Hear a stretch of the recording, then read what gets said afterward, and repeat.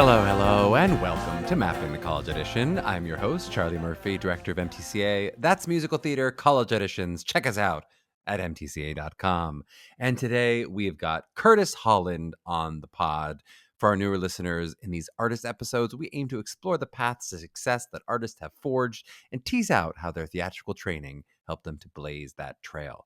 In today's episode, you're going to hear that word paths a lot as we dive deep into Curtis' path and how it's kind of a less conventional one. And just every time we say the word path, the little dreamer version of myself who named this podcast Mapping the College Audition just gets a little warm, fuzzy feeling.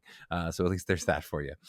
We talk about it a lot in the episode, and then I'll do a takeaway at the end all about paths and percentages and everything you've ever wanted as a listener to this very podcast. And for those fervent listeners, I'm just going to warn you, this is our penultimate episode of this season. So we'll be taking a short summer break for July and then back in August with a bang. Our last episode of this season next week is one you've all been waiting for, with Victoria Bussert from Oberlin, formerly of Baldwin Wallace, and our very first college deep dive guest. And then we've scheduled to open our next season with having Baldwin Wallace represented on the pod once again. Of course, with that, always pending that scheduling conflicts don't arise since we haven't actually recorded that episode, but we have it scheduled. But so that's the plan. And if I do say so myself, it is an exciting one. You'll also notice that during the break, a few new things. We are going to start to actually roll out those fun episode toppers I've told you about for all the schools where situations have changed for them. So stay tuned for that. I'll let you know when those are officially released. But my goal is to have those finished by the end of the month for you. And hopefully they'll be all uploaded and sorted. So as you go back through previous episodes, you'll be able to tell new information, at least as I have it. We'll also be releasing bonus podcast content during the break, though not what we've done in seasons past where we did these like re-releases of episodes. I think you can yourself go back, look through the catalog, listen to artists you're interested in, listen to schools that you're interested in, but I'm planning on some fun, different content for the break. So stay tuned to your podcast feed there. It might not be every week, it might not be on Wednesdays, but it should pop in a few times while we're gone. And as always, if you have questions or feedback for the podcast, feel free to hit us up at mailbag@mappingthecollegeaudition.com. That's mailbag@mappingthecollegeaudition.com. Or, of course, you can hit us up on social media. Leave us those sweet ratings and reviews, all those things. There is some chance I'll be bold and do a mailbag on the break while we're gone, though I also do like to save those up for some holiday episodes sometimes. So we'll see on that one. But feel free to get those questions in or feedback or whatever you want at mailbag@mappingthecollegeaudition.com. I hope you're all having wonderful Junes and that you enjoy this episode with Curtis Holland.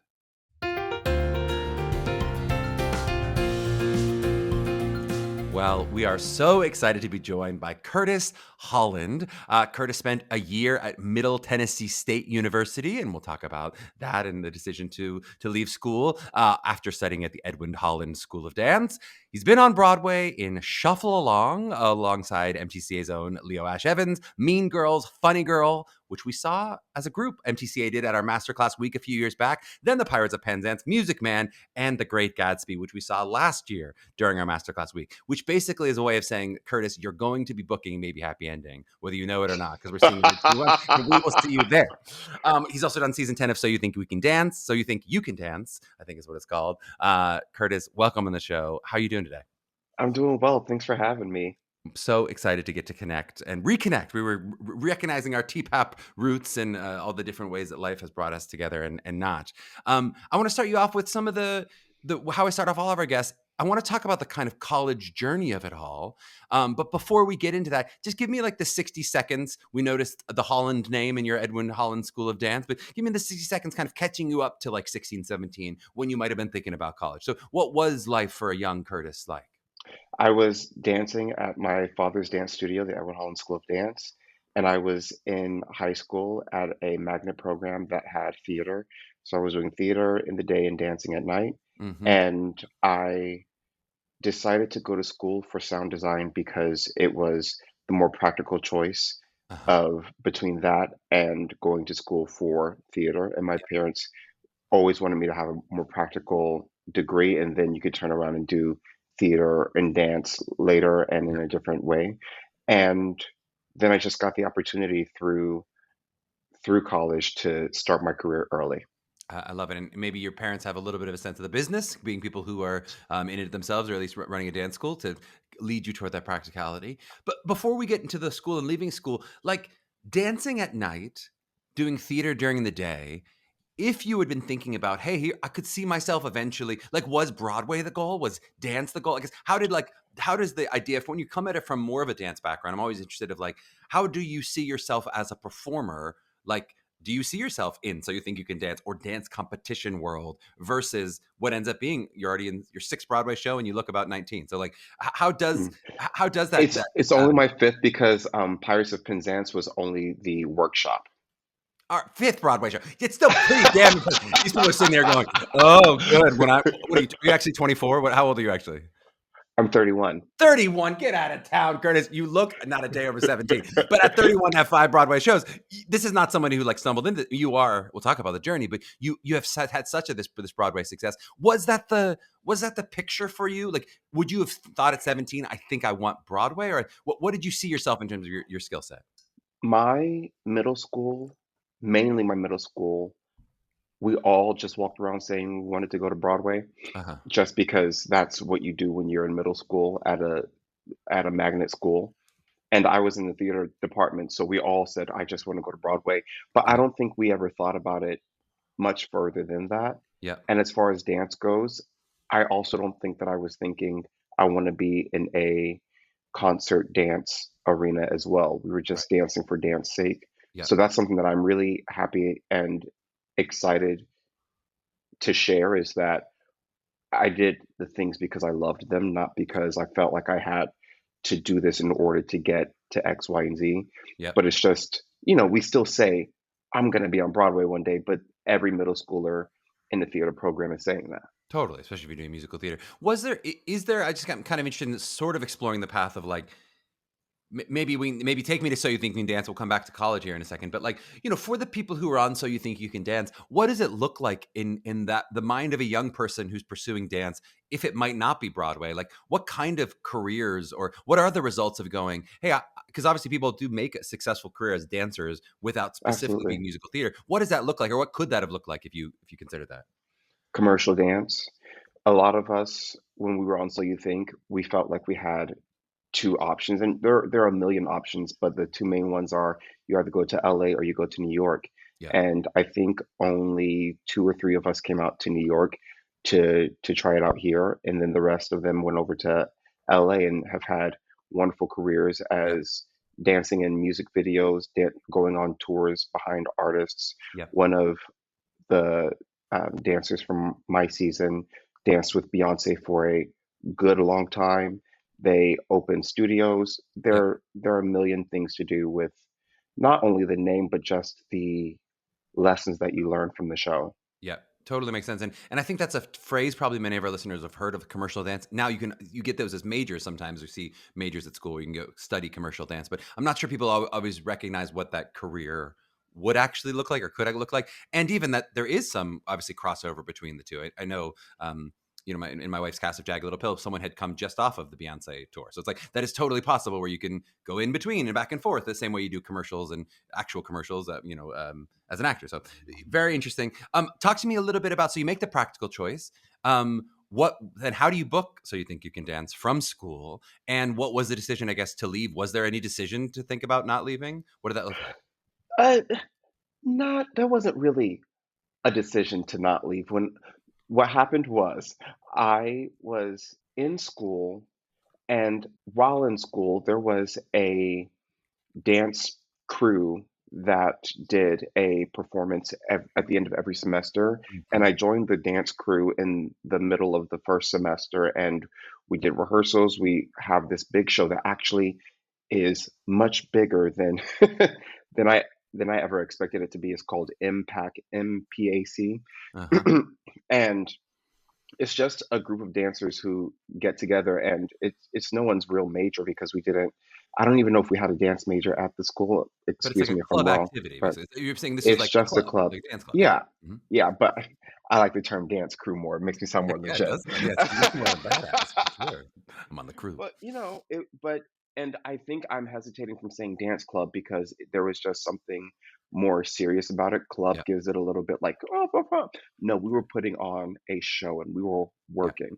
So we did the first semester. It was a hit. We start the second semester and we're in rehearsals. One of my friends in the group with me goes, "Hey, I'm about to go audition for So You Think You Can Dance, and I think you should come with me." Hmm. And we were in Murfreesboro, which is 30 minutes outside of Nashville, but the auditions were in Memphis, 4 hours away. So she said, "We're gonna drive up." And so maybe a group of 4 or 5 of us got in the Uh-huh. car, drove up to support the two of us to go and dance and audition. And unfortunately, she got cut that year.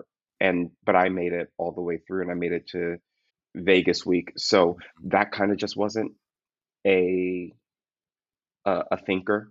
Yep. It just wasn't. I just thought I just said I had to go, See where this goes. and Do we get commission for the driver? I feel like those 4 people in the car should get something, supporting you on the cool little part of this journey.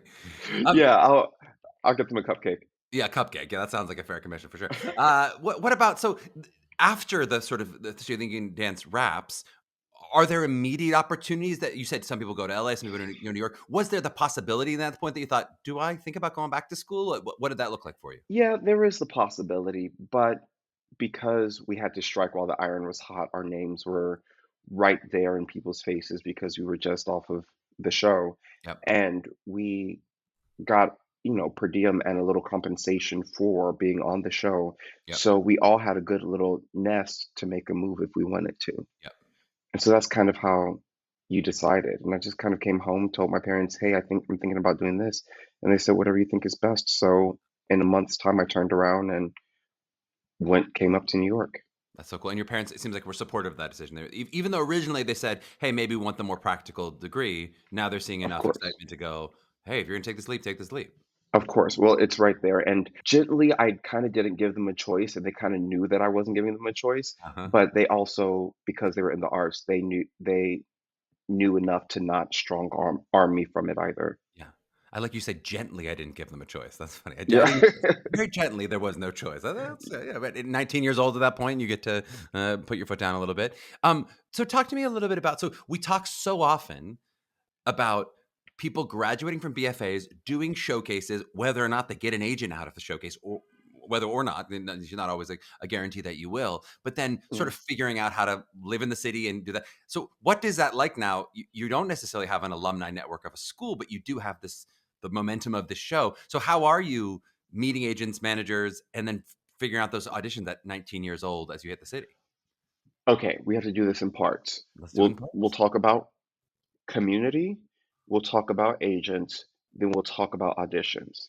As far as community goes, there were still a lot of people who I knew from Miami who have come up Right. to New York, so I just kind of reached out to them. Yeah. There were there were a lot of people from Miami who I knew from up here.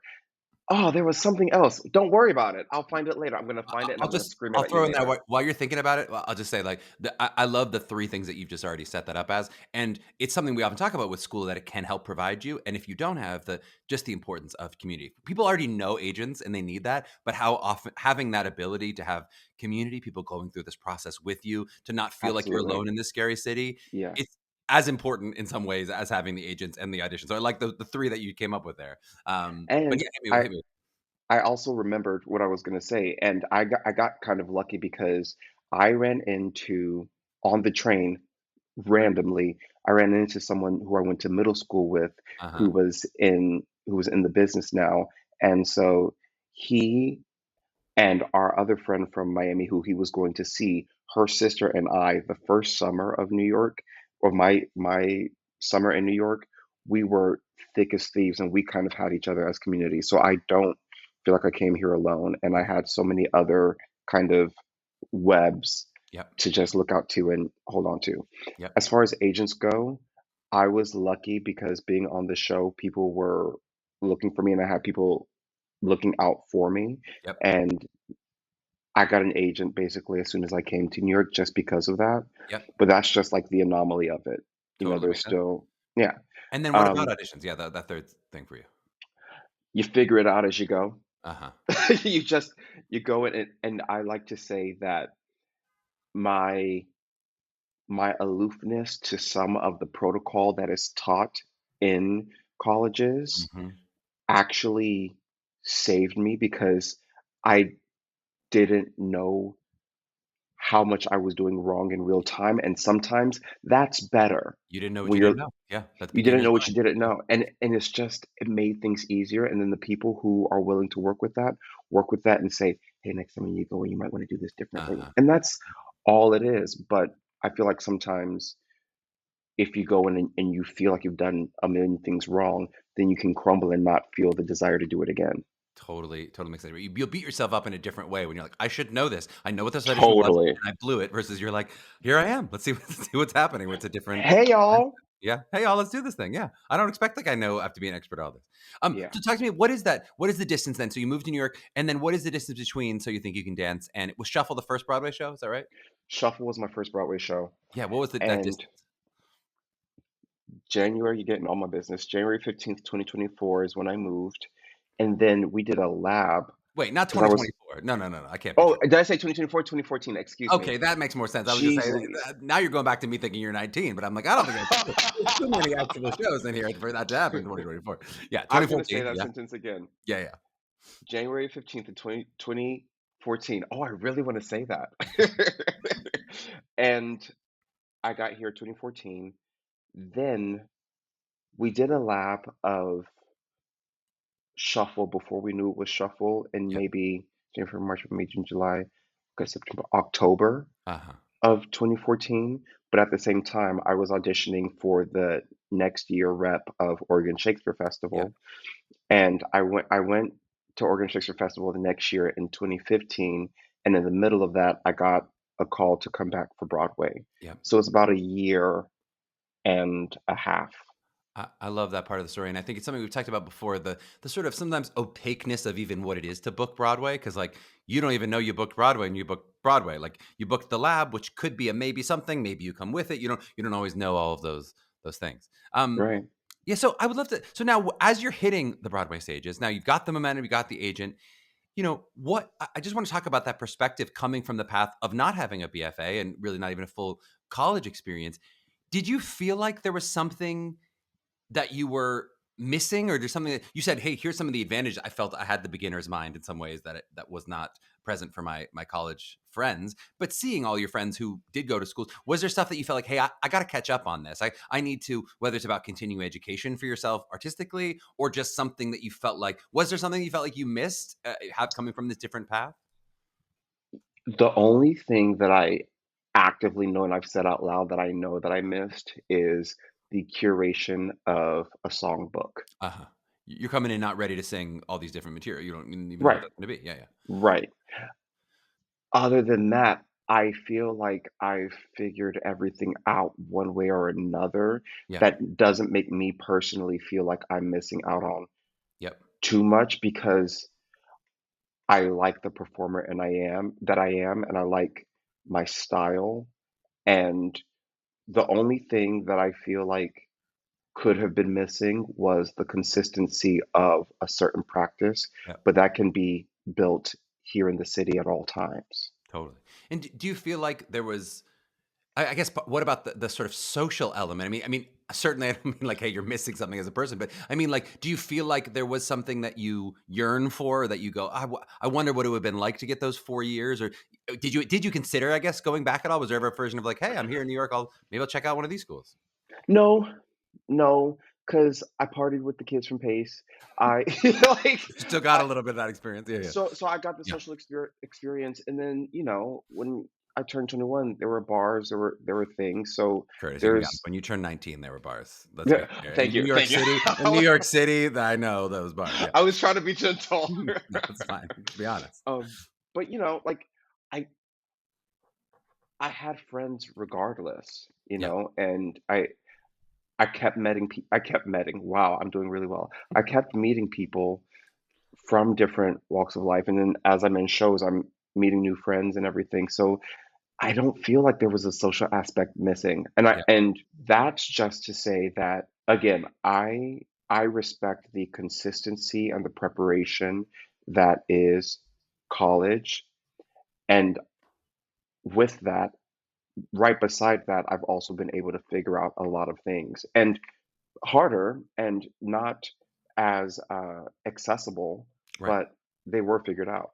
Yep. No, I love it. I mean, that's one of the reasons I want to have you on. We've done a version of this with a couple of the people who didn't either finish college or didn't go to college at all. But I'm not sure that I've like done the deepest dive. That so I wanted to be like, I want to poke on. I hope you don't feel like I'm like, why didn't you go to college? Curtis, go to college. But like, just No, poking on what that feels like, because we often do talk about like there really are, as I see it, three very distinct paths. When you look at those Broadway bios and where people went to school, you're going to see that big chunk of people who went to those most competitive schools, the Michigans and the Carnegie Mellons and the Baldwin Wallaces and the Elons. And you'll see a lot of those schools represented. Then you'll see a lot of other schools, a lot of other training of what we often call those second tier schools, the competitive schools, the ones that are still difficult to get into, but not quite at that level. You'll see a lot of those represented. And then you'll see a lot of people who either didn't study theater in college at all or didn't go to college at all. There's always a big chunk. Those aren't necessarily all exactly equal in all three in most bios, but almost always there's going to be nearly a third, nearly a third, nearly a third in some version of it in all those different paths. And just to say they're all in the same show. It's like not like, hey, you get more yeah, credit because you went this way, versus they're all arriving at the same destination. It's just about kind of which path that you end up taking. yeah, and no, I don't feel like I'm being intruded on because I'm trying to be careful because I know that everyone's path is so specific, and you kind of don't know which path. Like, I didn't know that I wasn't going to finish college, you Of know? course. Yeah. So there are a million, and then I know people who said, I know someone who I'm in my show with now, who went to school for a semester and I think was in the dance program and they weren't treating him well. And he said, I have to leave, I'll figure it out. Yeah. So there are sometimes the active choices, there are sometimes the passive choices. Right. And you have in some ways the privileged choice of being plucked out for an exciting opportunity as opposed to, hey, it didn't work out. But then of course also Right. not the privileged choice of going, I'm graduating with this amazing BFA and I get to sit with this on my mantle. And so all these different Yeah. paths take what you take. Do you ever feel like, when you look at some of those casts, and again, this is not a truism that it's always true, but it tends to be that when you look at the leads of on Broadway, I do think a lot of them tend to have those big BFAs. Though, of course, there's all these different paths. And there's no one answer. Do you feel any version of like, hey, it's harder for me to get looked at for specifically leading parts, either without No, without any of that training? I don't think like that because my mine is a choice. I don't necessarily want to be a lead that much. There are a few projects that I want to be a lead for, but other than that, for me, I enjoy dancing and I actually want to dance and I like dancing more than I like acting Yeah. and I like dancing more than I like singing. I love singing, but that's just my personal choice. So when you look at me and you ask me, I'm like, no. Yeah. But again, I think that school could potentially, and I say potentially, I chose that word very specifically. I feel like school can potentially curate your sound and your voice to make you a lead quicker Mm. and easier. But at the end of the day, if you got it, you got it. I don't know what else to tell you. Ain't that the truth? Well, and Like, I have some question about that in the second half as we talk about sort of what it is an ensemble and what that journey can be. But you definitely see examples of that where people do get plucked out of the ensemble and pop to these amazing leads, and doesn't necessarily mean because of training or because it could just be that they were ready at that moment in their life to step into something different. Their voice was in a certain place.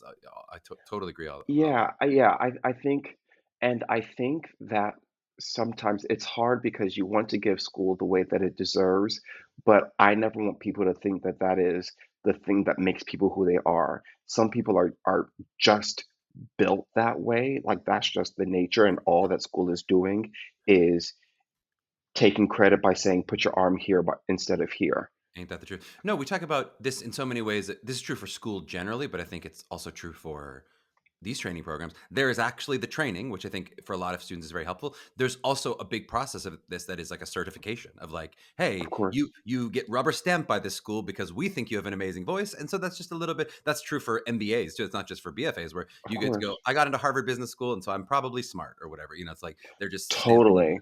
as that thing. Oh, Michigan says I'm good. I'll listen to that because that someone else Yeah. said that's true. What about when you? I mean, I want to talk more about sort of ensemble stuff in a second here. But when you come to New York City, you mentioned the voice itself, or no, book itself, I should say, wasn't Hmm. as dynamic as you wanted it to be. And, you know, even with, let's say the goal is just to work on Broadway in exactly the amazing way that you have, ensembling, covering. Was there stuff that, from a skill set perspective, like, did you feel vocally like, hey, I want to get in some voice lessons so that I can Absolutely. perform at that place? What are acting lessons? Were there things you did acting wise of like, hey, if I'm going to be doing some of these, the book of some of these musicals, I want to get up to a certain place. How did that? How did you navigate that in New York? I have taken more vocal lessons than I have acting classes, Yep. but the vocal lessons were kind of the biggest game changer for me, Yep. definitely. And so I think, see, and I think that I didn't say that at first as something that I wish that I had in college because I still found it, Yeah, you still find it, you right? know? Voice lessons you can Yeah, find at any. yeah, I mean, s- the high level acting classes may be trickier to find, though still possible. But I think a lot yeah, of people also can learn from the experience of doing it, from being in shows and watching other. I feel like, you know, I feel like I learned as much Shakespeare watching other Shakespearean actors in a show as I did in class. totally, Like the experience of, yes, totally. you learn some of the basics in school, and then I'm like, but then by doing, you do watch. Oh, that I want to be like that person. What are they doing? You know, that you can pick up on that Absolutely. way. Absolutely. Yeah, so my voice lesson journey was more important and really came to a head, and I really needed it when I was doing Mean Girls and covering Aaron Samuels Yep. because Kyle Seelig is a tenor and Yep. I'm not. And so we had to get into lessons and really figure it out and navigate it, and we did. And like you're saying, just the experience of it all is kind of what keeps me going. And the I can do it after you've done it is the thing that propels me forward with all of this. Yep. I love it. All right. Well, that leads us perfectly into our break because on the back end, I want to talk about like what are the expectations of a Broadway ensemble member, which when you're covering tenors and you're acting, you're singing and dancing and all those amazing things that we have to do. So we're back in a flash. Okay, we're back with the great Curtis Holland, and we're going to talk a little bit about this experience of like what makes a great ensemble member great. So I want to hear about like specifically, I guess, like what the skill set expectations of. You know, people use the word triple threat, which I think some people feel like it's a little bit outdated, but basically, what is the expectation of like what you have to do at what level if you are dancing an ensemble, covering a lead role, let's say, which is often the case that you're doing some version of covering other ensemble members sometimes in other tracks. Like, what is the expectations of just a skill set of what it means to be a Broadway ensemble member? It depends on what track you're going in for in the ensemble. And if we talk about the three Fingers are back. We have three fingers. three They're back. these are these are my favorite three fingers. If we're talking about singing, dancing, and acting, just Yep. depending on the show, will change the ratio of what you need. Yep. Because like when like in our show, The Great Gatsby, we have some people who are strong movers in our Yep. ensemble, but they're there so that they can cover Yep. Gatsby and Tom Yep. and Nick and Jordan. So we don't need them to be they don't have to be They're tap not dancers. They don't standing have out to as dancers. Yeah. Yeah. no, and I hesitate from saying that they're not standing out because we all move as a unit. So if Yep. one of us stands out, we all stand out. Yep. So we are a unit, and we all have to dance actually the same amount. Everyone's getting the same notes about dynamics and everything. But as far as like any special skill, Yep. when it comes to dance, like you don't have to be a proficient in tap dance if you're going to be covering Nick. Stand there, hit the steps, still be able to give movement quality, and then turn around and sing your face off. Yep. And you're being, I mean, speaking toward the movers, but I can speak a little bit having now seen you in, I think, three or four shows, that Mhm. like you are a standout dancer. Like you're someone that Thank I you. will remember sometimes because they give you specific moments. And some of these shows where you go, and then there is a solo moment. It's like a solo song, but it's a dance moment where I'm like, this is Curtis showing off his stuff, like where we get to see. And often that might be like, seems like a couple members of the cast that are like, when we need a flashy dance moment, these are our dancers who are going to Mhm. do the backflips, are going to do the amazing tap solo, or going to do the whatever the is called for. I guess can you speak as someone who, and I'm characterizing you as that, but as someone who has that skill set, what does that look like when you're like, hey, I'm not just a strong mover. I'm here maybe to excel at the dance level. Yeah, when you're there to excel as a dancer and you can and do, just make sure that your voice is up to par and make sure that you can read sides on a piece of paper when you walk into the room. Hmm. Because if you never want, and this has happened to me before, you never want the things that you are not great at to stand in the way of the thing that you are wonderful at doing. And it feels like the most unfair slight when that happens. Hmm. But you just have to make sure that all your chops are moderate enough Uh huh. that they're not offensive so that you can let your thing that you do really well shine. If they have to be strong movers, then you still have to be a strong singer. You don't have to be the greatest You, singer in the history of the world, but you have to be strong enough that you're not popping out of the casket at yeah, all. Yeah. because harmonies are still tight and dynamic, and these days there there are budget cuts in the business, so they're making sure that Yes. everybody can do everything. And these casts are often not that big. I mean, even the big show Right. musicals. That's why I sometimes I wonder for people who don't go to New York and see a lot of shows, like if what you're comparing it to is like your high school show where there's like 60 kids and there's like a chorus line and they're your cast of Les Mis where someone basically lifts a rifle and like that is. I mean, I have seen multiple. There are multiple Broadway ensemble members that I have no personal relationship with, but I'm like I've seen you in 4 shows. I don't know if you've ever said more than 3 or 4 lines, but you are a standout. Like I remember your performance. Here was you in Waitress. Here was you in this. I saw you in the. I love the way that you embody that. But like, there's not 70 of them. Like you're all doing a lot. Like Yeah, there's expectations are you will remember those people. yeah. As a New York theater person, like you'll have seen these people and you'll have a relationship with an ensemble Oh, member in a way that I think is different than like community theater or high school theater or sometimes in these other places. totally. Totally. I never even thought of that. I agree. Yeah. Yeah.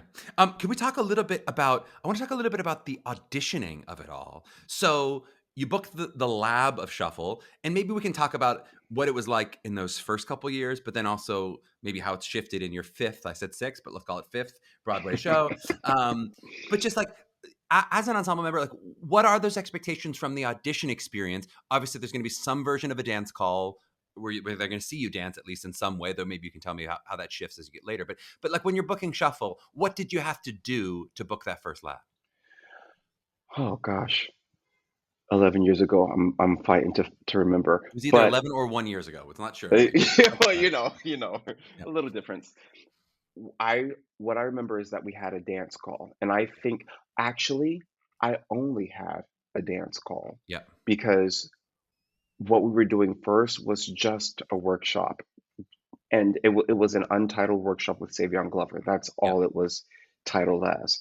So we did a workshop where we did uh, a tap combination yeah, in sneakers, in character shoes, and from there, we never put on tap shoes. yeah. And from there, he picked his people. That's kind of how it went. And maybe with And that expectation of the show, that unlike some of these shows we're talking about, there wasn't necessarily quite as much acting expectation and singing expectation as there would be in some other shows. Is that fair to say? that is fair to say Yeah, with the ensemble. And he kind of created his army of tap dancers yeah, first, and then I think I'm trying to remember. I don't think I was ever asked to sing yes, throughout the whole process because I was gone for a few labs while they were doing other ones, uh and huh, they brought me back just to do the show. So I yep, was never asked to sing. So this was a little bit of a different yep, process. But then there were things like Mean Girls yeah. Tell me where about the Mean Girls. Mean Girls we learned we learned a dance combination first, Yep. and then we got asked to stay and sing a song. Sing your song, go home. That's day one. This is a song you're Callbacks, bringing in, right? This is something from yes, the book. Yeah, yeah. Okay. yes, Yep. something from your book. You come back for the callback, and before you dance this time, you go through Mary Mitchell Campbell Mhm. to get screened to Previous sing. podcast guest, Mary Mitchell Campbell. Yes. Love MMC. I love it. So you sing for Mary Mitchell Campbell, and she either gives you a a go or a stop Yep. there, and then you wait, you come back, you do the same combination again. Yep. Now there are more people in the room, and today you've prepared sides as well. So after that, you read your sides, and that's when I read my errand sides. But we didn't do any songs. We just read sides. Yep. And Mary Um, Mitchell's just hearing your voice. She's not hearing you sing Aaron Samuels yet. correct, Yeah. Does she correct. ever? Never heard me sing Aaron Samuels. Just hoping you can do it. Just from what she's heard of your voice, she goes, I think Curtis can do it. I He'll pull it think off. I think it'll be fine. Yeah. Yeah, from that and scene work. And so Yeah. then for the final callback, now there are more people in the room. This is when Tina's in the room, Casey's in the room, like Yeah. every single person is in the room. Yeah. And you do the same combination one more time, you sing one more time, you do the sides one more time, and then you cross your fingers and you hope and pray. And tell me a little bit about like, we're so often talking about this with our high school students as they're doing their college auditions of like, you work on this material and then it's the real audition and this sort of adrenaline kicks in and what that's like. And then it's the audition for the dream school and the adrenaline kicks in. So like, what is that experience as you're doing the same material again and again? And the stakes are raising. Like, how are you psychologically like staying in that place of like, just do the first audition you did again when now all of a sudden it is Tina Fey and it is Casey Nichols. It's amazing, like, people in the room. And what does that feel like? I was lucky because this was still early on before I had a complete sense of what was happening. So I was just going in to twirl and sing and do the thing. In his mindset, you're still twirling. Casey Nicholas is not intimidating to you. You're going, I'm in. But really though, like Yeah. great. Oh, he what did he do? Oh, okay, that's cool. Yep. Like that's kind of where I came from. But again, it's helpful, and I hesitate to say helpful because I'm not trying to say don't know who people are, but you know, if you can find with knowing who people are, if you can find the reason that you love to do this Mhm. and lead with that first, I think that's what gets you the job. Yep. And this also, it's so hard because we want to say this shouldn't be about getting the job. We're going to say that we want it to be both. I want you to get the job, but I also want you to have fun and I want you to feel like you just got to express yourself and twirl. Yep.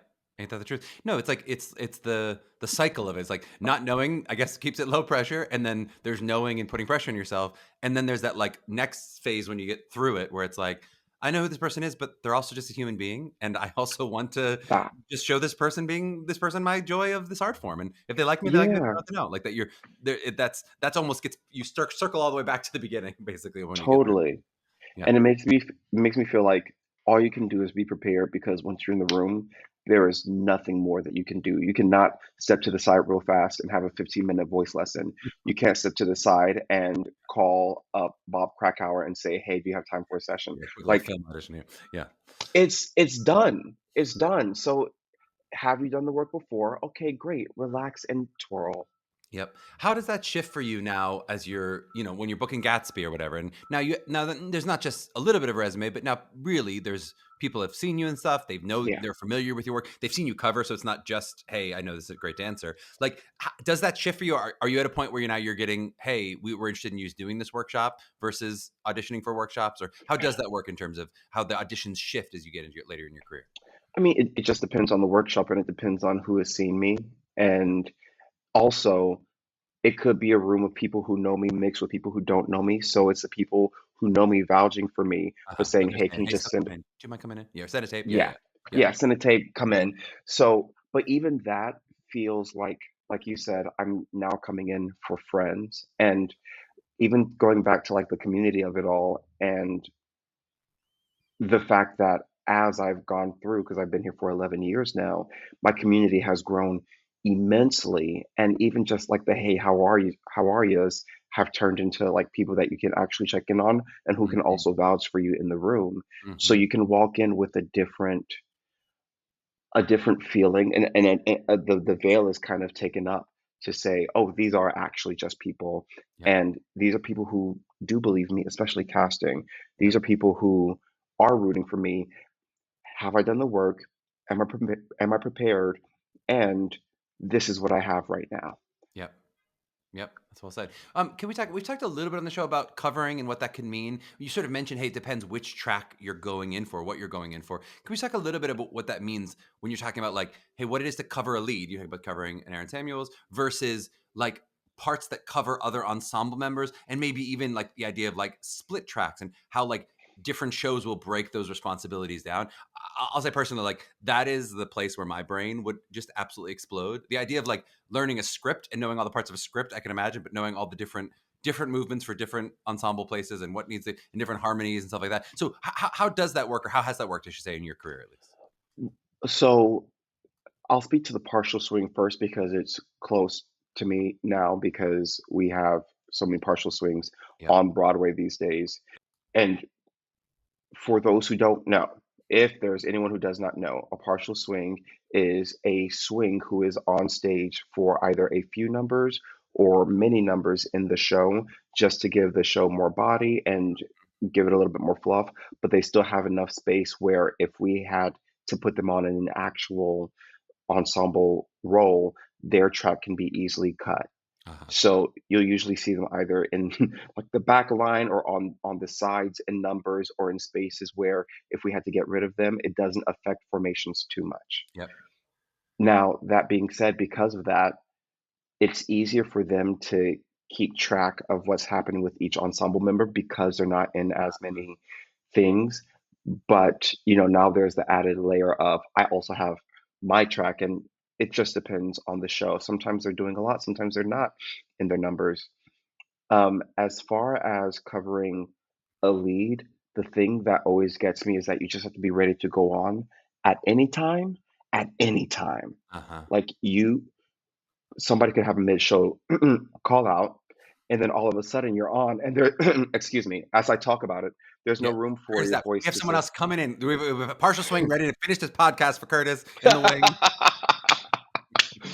But there's no, "Oh, my throat is feeling Uh-huh. finicky," or there's just more pressure to be on, and you get less rehearsal Yep. often. You get less time to see the show because also if you're an on-stage cover, you have your track every night, and so sometimes you're changing while your lead that you cover is going through their big monologue that Uh, you would like to be studying and seeing all the nuances of. You don't get to see that stuff. So there's a level of you just have to be ready. And I think that's where school comes in handy because it gives you chops to just be able to like fall back on at a drop of a hat. Yep.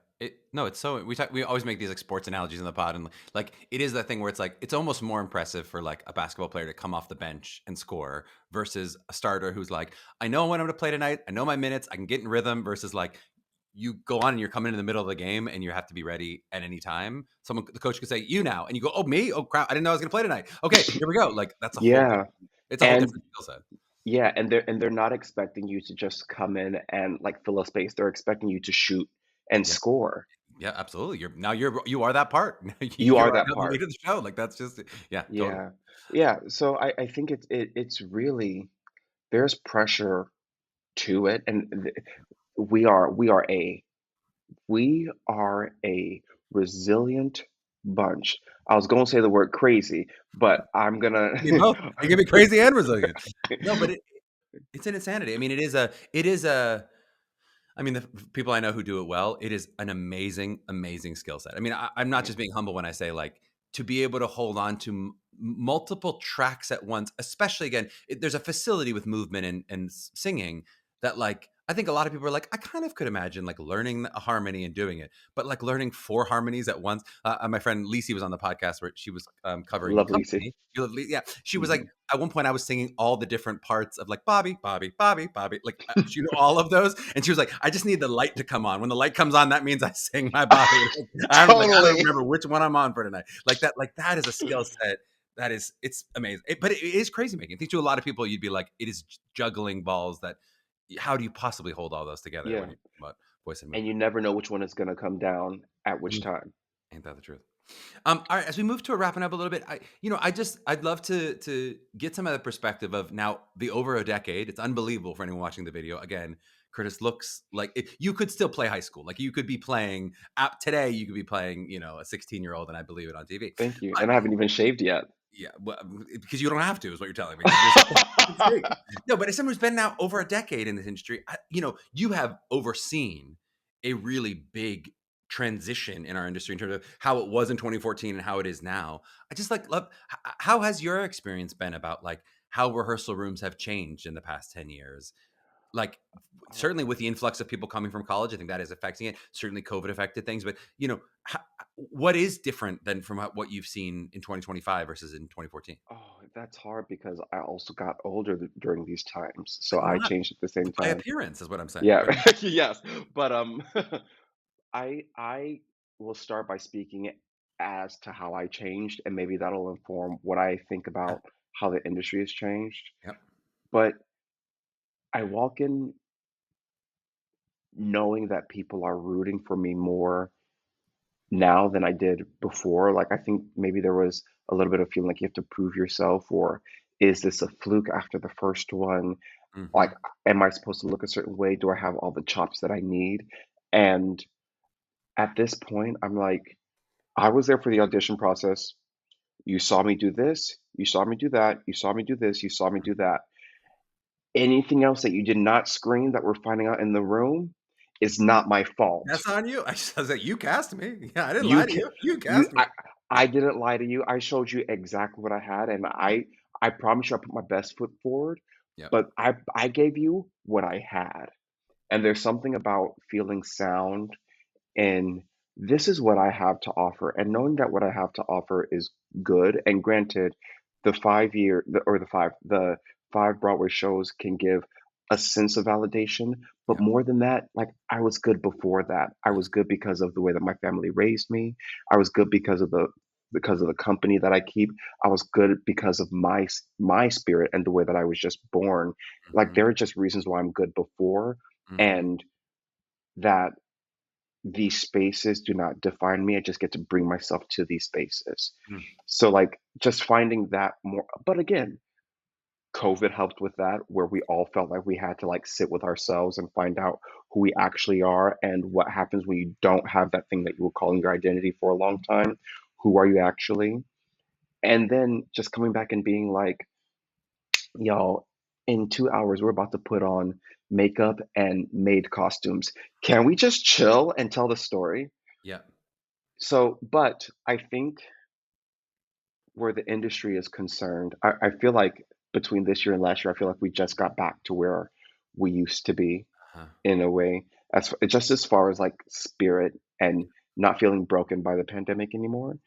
But um, I don't know. I feel like the 2014s and the 2015s, I can only speak to the experience Sure. I had because Very young person going through that I too. was I was a very young person. I was like And 20. it's so interesting. I think it's the first time I've heard that perspective of it, like you took the journey with the often I'm talking to older people about that. Oh, look how the industry has changed almost from the outside. But you're really saying like, hey, I took that journey with the change. Like I went through that self discovery that the rehearsal rooms were going through, and these conversations about mental health, and you're like, I'm doing that for myself too. Like that seemed like some of that was happening It because you were in was. all those rooms as it was happening. Well, because that was my BFA and it was my master's program. Like that was the time when I was learning the stuff. Like that's Uh-huh. when my mind was still open to the education. Yep. So I was learning in real time. Yep. That's so interesting. All School right. of Hard Knocks. Well, but really, but it's also how much you get because you're in rooms of people who just went to these programs too. So you're getting a lot of the by Yeah, osmosis, a lot of that experience. And I know you were drinking with the totally. pace kids, so you're getting it not just by osmosis, but partially from the bar experience. But that like you're getting that experience in those rooms of like the conversations that happen in colleges, which are spilling into rehearsal rooms. You're then Absolutely. osmosing all of that as it's coming too. Yeah, and then because again, I had Shuffle Along to begin. So honestly, it wasn't until Mean Girls that I got a lot of the real, not the real, but I had more BFA kids in Mean Girls than I did in Shuffle. But what Yep. I had in Shuffle was Audra McDonald, Brian Uh-huh. Stokes Mitchell, Billy Legend. Porter, Yeah. Joshua Henry, Yeah. Brandon Victor Dixon, Adrian Warren, Yep. Felicia Boswell, Amber Iman, Uh, Brooks now, yeah, Ashmanskas. 3 fingers. Now we're bringing out 9 fingers. We've upped the fingers. Yeah. That's some legends. That's some true legends. Yeah, and that's not even before getting to but Christian Dante White, Arbender, like Yeah. just Darius DeHaas. Yeah. Save We Andrew. had Yeah. so many. So I and they all like kind of looked over us, and particularly me. I can speak for myself, but they just like put their hands on us and said, "Come this way. This is how you do this. This is what it is." And not only by actually doing it, but just by being Yeah. and being a leader.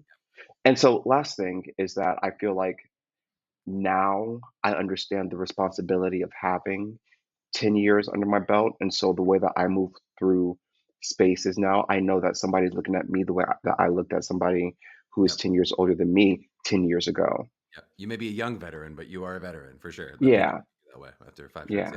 yeah. What about let's wrap with any advice to a young artist? So I'd love to talk about those 18-year-olds out there who listen to this, or and also you can choose your own adventure if you'd rather give advice to the parents because we have a lot of parent listeners too. As you think about like people who want to grow up to be Curtis Holland, what advice would you give to those young people or to the parents of the young people? You're gonna be what you're gonna be. You just are. You just are. And there's going to be a time that you feel like you need to grip and fight. Mm, Follow that. And then there's going to be a time where you feel like you need to rest. Follow that. Because at the end of the day, you have less control of so much. mm, And there's the only thing that you can control is the grace that you give yourself and the way that you follow your intuition. And I feel like if you do that, you're going to end up where you're supposed to be, and there is no issue with wherever you end up. mm. Well said. You're going to be what you're going to be. Curtis Holland, if there are places we want to find you, are there things you want to plug, things the people got to know about, or places they should be following you on the social medias? I do not have social media because I You're a cannot. mentally healthy human being. We love it. That's my favorite thing you've said today. Yes, I do not have social media. I love it. So honestly, if you're ever curious, hashtag Curtis Holland to see what comes up. If not, just look at Broadway World. Well, when we do that, we're going to get some weird old bios like we did here. That's what we're fine. We'll be like, where does that school come from? I'm like, well, that's because you don't have social media. That's what we found out. We love it. Curtis, thanks for the time today, man. It was so good to get to chat with you. Thank you. Same to you.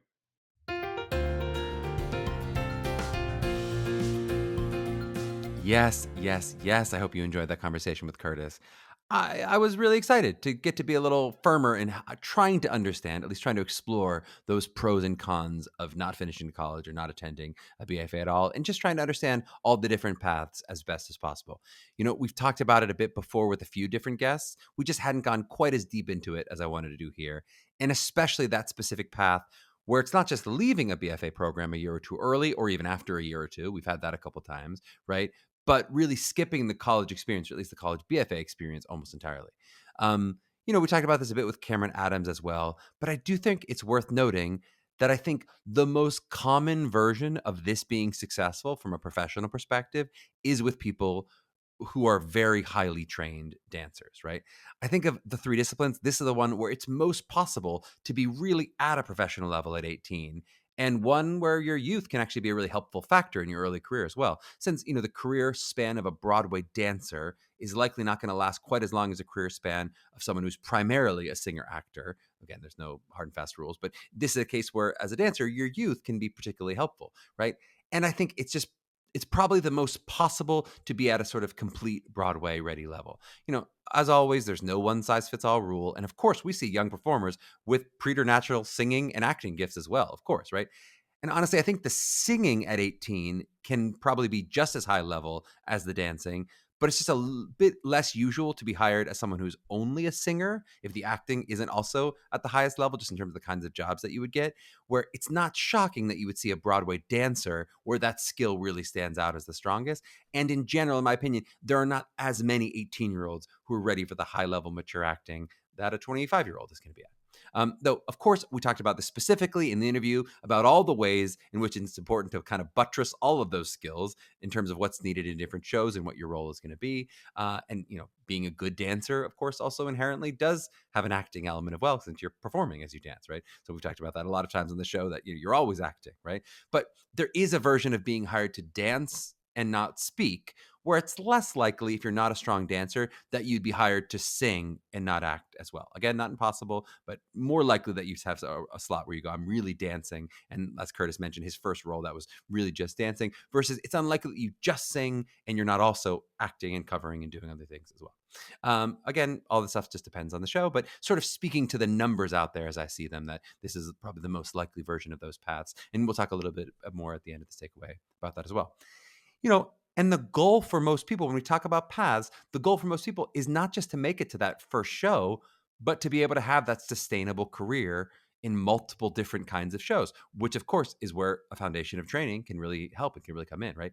That's not to say it's the only way to get that training is in a 4-year environment, as we talk about in this episode, right? Totally possible to buttress those skills without necessarily going to a BFA, but it's a more unique experience and a more unique path. Um, I thought it might be helpful just to once again kind of go through those different paths, which I touched on in the episode itself, I think quickly with Curtis, and just look at those within the context of an individual show. So I want to kind of blow out one of the individual shows, but just look at these paths first. So again, those basic branches, I'm going to break them into three, even though of course we could break them many times. So those basic three branches are those people who have gone to what we call a most competitive tier school, meaning that's a school that has a lot of applications and accepts a relatively small amount of students, which is the end goal for a lot of MTCA students. Though again, certainly not all. Plenty of people, this is not the ultimate goal. But for many, that's the ultimate goal, is to go, I'm looking at those most competitive schools, right? And each show will have different schools represented, more or less of this school. I mean, of course, in the randomness of it all, but most shows will have a significant chunk of these most competitive tier school students, right? Or actors, I should say. And then that second path would be people who've gone to what we call a competitive school, meaning still an audition-based program, still competitive to get into, but not the same numbers as one of those most competitive tier schools. Sometimes those programs are newer, sometimes they're still emerging, or they may just be smaller in scope and ambition, as we've talked about with a lot of schools in the pod, right? They may just not be looking to recruit students nationally or to recruit as many students, right? But a lot of these programs will have really strong representation on Broadway, especially when it comes to Broadway ensembles, but also with leading roles in many cases, right? There are just numerically a lot more of these schools out there than the most competitive tier. So there's a higher tonnage of students who've gone to competitive schools than most competitive schools. So if we care about the numbers of it all, it is numerically a more difficult path by the numbers when you consider all of the students at schools in this tier and that there's more total students. And even though there's a significant chunk of people representing these competitive schools, if you do the math, you're seeing a smaller percentage of competitive students than most competitive students when you're talking about a per capita basis, right? But still a totally common and achievable path, and the right path for a lot of students where this is the goal for them collegiately. Again, we have students who say, I'm looking at one of those competitive schools as a first option, not a most competitive tier school, and that's the path that feels right to me. And then again, that third path is what Curtis represents. We'll just call that's the non-audition BA school. It's maybe not studying theater at all, or it could be studying theater as a minor, but not a major, or not going to college at all, or not finishing college. Again, I'm lumping all of these together just because it makes the chunks come out a little bit more evenly, even though, of course, I just named 6 different paths. It's not one path to do all those things. Those are different paths, right? But I think the unifying element for those folks is they aren't coming to New York City with a formal BFA training. And yet still, they're going to represent a large chunk of plenty of people on Broadway, especially in Broadway ensembles, but again, including Broadway leads, right? Whether that's because they've had that amazing dance training early in life and didn't end up going to college, or maybe they just made a career change later in life, right? Maybe they decided to study chemistry in college, but they've always been this huge theater fan and decided to make a pivot at 25 or make a pivot at 45, right? This absolutely can happen. I know one of Elizabeth's castmates in Company was a retired Silicon Valley tech person who like vested their stock options and retired, but then later in life decided to finally pursue their childhood dream of theater. They'd kept up playing an instrument, which I think really helped as an in because that production of Company, everyone had to play their own instruments. And there they were on Broadway, making their Broadway debut in their 50s, despite not having acted for the first 30 years of their life, or not professionally, right? But again, or first 50 years, first 30 years of their adult life, I mean. But again, that same rule applies to the second path when you talk about statistically, the chances are going to go way down for you if you consider the whole pool of people who didn't go to a BFA program at all, who didn't go to one of these programs, and the number of them that end up on Broadway, right? They don't go down for you once you're Curtis and you have a few Broadway shows under your belt. Not at all. Of course, one Curtis is just as competitive as anyone else who's out there in the Broadway world. But if you just take that larger pool of people who always thought, maybe I'll give it a shot one day, and you compare it with a chunk of people who then make it to Broadway, this would be the smallest percentage in terms of your chance of making it. So it's the most difficult path statistically for you compared to a most competitive tier school, compared to a competitive tier school. So that's sort of like the Russian dolls of that. If it gets harder and harder statistically of those three paths. And I'll bet for a lot of you that math is probably really obvious. I mean, part of the reason why many people want to go to these schools and why you might want to go to a school that has a reputation is that it definitely can give you a leg up in the professional world. I always want to be really clear on both of these true facts that are true at the same time, that you can absolutely succeed from any of these three paths, any path at all, right? And that also a BFA from the most competitive, prestigious school in the world is not any kind of guarantee of success. So there's that one version of it where any of the three paths are there, and the first path is not a guarantee of success. Yet also, going to a most competitive tier school will absolutely give you a leg up in terms of the training and reputation and a foot in the door as you enter the industry compared to a lesser known school or not going to school at all, right? It's not necessarily a huge boost. It's not like, in terms of how statistically significant it is, that there'd be a good study to do, but it's not necessarily a huge boost in every case. And it really will vary case by case when you talk about the differences between the paths, right? It would depend on like where the schools are on the spectrum. And as you know, any of our regular listeners, anytime we lump something into buckets, we're like, it's not really buckets. It's really a spectrum when you really talk about it. That 1 versus 2 is not a binary choice or what's a trinary choice when it's 3. Well, it's not like 1, 2, or 3. It's really any of these different schools on the spectrum. It could be differences depending on where they fall. But just to say, in general, as you move up the spectrum, the boost is significant depending on what your differences are. As I so often make these sports metaphors, and I made one last week on our University of Michigan takeaway, it can be like the difference between being a first round draft pick, and even within a first round draft pick, are you the first overall pick or just in the first round, right? That can make a difference. Being a later round draft pick or going undrafted, right?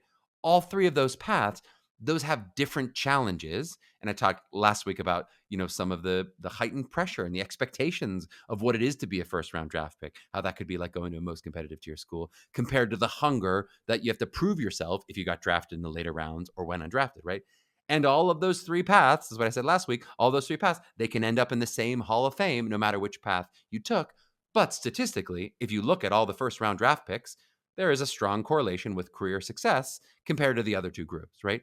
Again, for people who aren't stats nerds, you might hear that too definitively. And I don't mean to say that definitively. A correlation does not mean a guarantee, nor the inverse, right?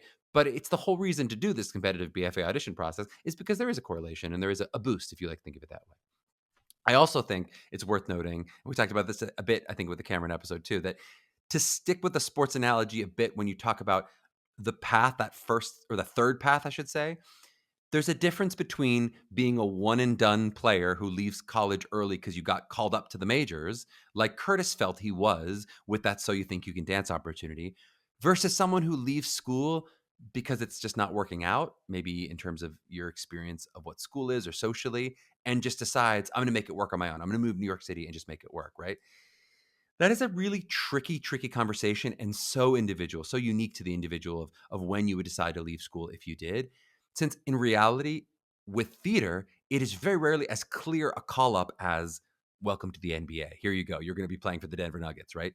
You can picture there are those examples of like a huge motion picture lead or a Broadway leading role that feels like it is so clearly like a welcome to the NBA. I've got to take this, and I see why I would do that. But realistically, it might be a much smaller, but still very exciting sign that you have to interpret when you talk about stuff that could happen to you in school, right? Are you offered a Broadway workshop, which maybe means a show will be coming in the next 2 years, but maybe not? What does that mean in terms of would you want to leave school for a Broadway workshop, right? Those are really different decisions. And almost certainly that specific conversation is food for a different takeaway, which we can do and we've done bits of before. But my point in this little divergence was really just to note the difference between choosing that third path because you're plucked right out of high school, like Curtis felt he was, versus making that decision because you just decided college wouldn't work out for you for whatever the reason is. Again, not that that latter version can't still work out for you. It absolutely can, but it's almost like a 3B to the 3A, right? There's the version of 3A is like I'm plucked or feeling like I'm plucked. I got a sign and I'm going with it versus 3B being like, screw it. Who needs school? Let's just go to New York City, right? That I think when you talk about the Curtises or the Cameron Adams or the Derek Clennas, those are all kind of 3A paths versus some of the 3Bs that I think can be really scary. And statistically, you go, that is a long shot. It's a real long shot compared to path 1 and path 2. Okay, but with that incredibly long preamble, let's just take a look at this concrete example of a specific Broadway show and everyone's paths. I thought that'd be helpful for you, right? I cannot emphasize enough how much this example is not cherry picked. It just happens to be the one example I came across when I was researching Curtis's bio. I just happened to bring this up and I go, I remember these, right? So this is one data point, and it is, of course, not definitive. So don't take this as if this is the answer of how all shows are going to look, right? You're always, each show you look at, you're going to see variations on a theme, right? But you can play this game yourself. Either, if you want to do some Googling, look up these old playbills of past shows that you've loved, look them up online, or just look in the programs yourself when you're seeing shows and do a bit of this yourself. Can you see people from all three of these paths, right? For the online version of this, you can just Google playbill and then, if you in quotes here, schools of the stars. So it's playbill and then schools of the stars. They used to do these series that would list all of the casts, and you'll see a bunch of past examples in a really sort of digestible form, right? And again, my general point is that in most of these shows, you're going to see a healthy mix of all three of these paths that I just mentioned. But here is one from Mean Girls, which just happens to be available because Playbill was like publishing them consistently at the time, and I happened to come across because Curtis was in Mean Girls. So here it is. I'm going to read you kind of the Broadway bios and where they all went to school. All right. Erica Henningsen, we know, previous podcast guest, University of Michigan. Taylor Louderman, University of Michigan. Ashley Park, University of Michigan. That's a little flukish that there's three Michigans, right? Kate Rockwell, that's Baldwin Wallace University. Barrett Wilbur Weed, Elon University. Gray Henson, previous podcast guest, Carnegie Mellon University. Carrie Butler, Ithaca College. Kyle Selig, Carnegie Mellon University. Cheech Manohar, Syracuse University, and then Rick Younger, University of Maryland. Those are all the named roles. And so I'm just going for the rest of them, just going to give you the schools, partially not to butcher people's names, but also just to make it a little easier. These are all the ensembles and the covers and swings here, right? We've got Point Park University, Ball State University, Metropolitan School of the Arts, not a college, Rider University, Pace University, Cal State University Fullerton, Edwin Holland School of Dance, that's Curtis Holland, not a college, NYU, Syracuse, Hart School, the Juilliard School, Howard University, Texas State University, Kent State University, the Academy of Dance and Gymnastics, not a college, Brigham Young University, and then Dance Dynamic Performing Arts Center, not a college, right? And again, I have not done any of these statistical studies on this. So this would be a kind of interesting research project to kind of do these into paths if someone wanted to do this. But I would just say, looking at this example, it is more heavily weighted toward so many of the leading roles being most competitive to your schools compared to your average show, right? I think there's a correlation with that for sure, but this is really heavily weighted. In this case, literally all of the named parts, with the exception of one, attended one of those schools, and it's an older character who didn't attend a most competitive BFA school, right? You will definitely see a lot of shows with leads that are not in that first path, whether they're in the path 2 or path 3, right? Even though that happens even before you get into, like, if you look at Broadway now with like stunt casted celebrities, many of whom did not go to these BFA programs, right? And I would also say this list probably slightly underrepresents that third path. There's a handful of a nice representation of competitive schools, but only a small handful of those non-college performers in this specific ensemble. But basically to say, that was one example that of me going through it. Go do that for yourselves, right? If you look at some of these bios, you're going to get a picture of the different paths people have taken. And you'll get a little bit of a correlation between the different numbers of paths and the different kinds of shows.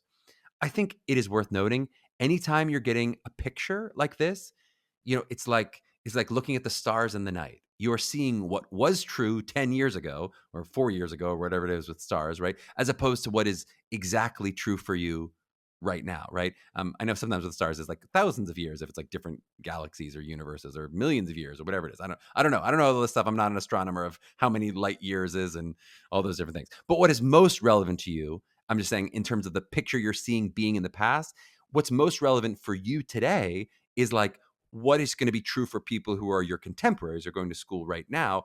It's not as helpful to you of like what was true in Carrie Butler's day, as much as we loved her and she was a wonderful podcast guest. So you've got to do a bit of that math too, to go like the schools that have been around longer are going to be represented more because they have the weight of current alumni, very recent alumni, and alumni from 20 years ago, where some programs that are just as strong don't have those years of existence yet. So they're not going to have that representation yet. But 10 years from now, when it's relevant to you, they will have that representation. Okay, that feels like a good place to leave it, and pretty good for like an old school takeaway. That is basically how I originally conceived of the idea of doing these takeaways on the podcast. It was like one deep dive on one subject, in this case, my favorite paths, and exploring it a bit. I think my excitement as we go through these interviews, more often I'm going to end up with like 4 quick hitters or 5 quick hitters even. And, I don't know, I guess you could leave me feedback of which you prefer if you want to, but I can't promise I won't just keep doing things the way I want to do it, but it was fun to get to do what I originally intended to do. But if you were to let me know that, you would do it by reaching out to us at mailbag@mappingthecollegeaudition.com or hitting us up on social media, either at one of our MTCA accounts or at Mapping the College Audition on Instagram, where you will see the social media work of Jordan Rice. If you want to tell the producers of this podcast that they're doing a great job, you could also do so by leaving us a rating and review wherever you find podcasts, and you would know you're talking about Megan Cordier and Kelly Prendergast. And you better believe you can head to mtca.com for more information on how we can help you with your individual college prep needs. To my young artists out there mapping their journeys, please trust that you're enough for whatever path you need to take, exactly as you are right now. Now keep striving. We'll catch you next week.